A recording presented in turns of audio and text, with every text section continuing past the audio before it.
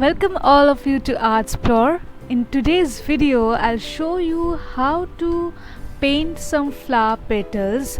Using only one brush, we will create a shaded pattern. So this is a tutorial video for the beginners who are just trying to learn the basic techniques. The video is just for you. For this we will need a brush. Here I have taken a round brush and I am using acrylic colors today, but you can also use watercolor.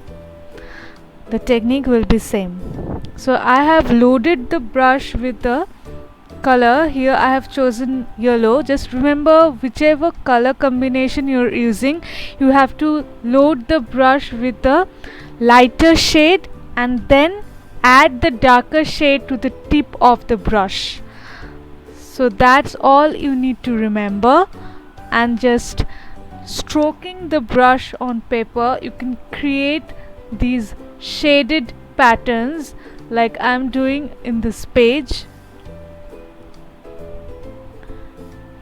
and that's how you can create any pattern you like. Here are a few examples. Thanks for watching this video. Like, share and subscribe to Artsplore.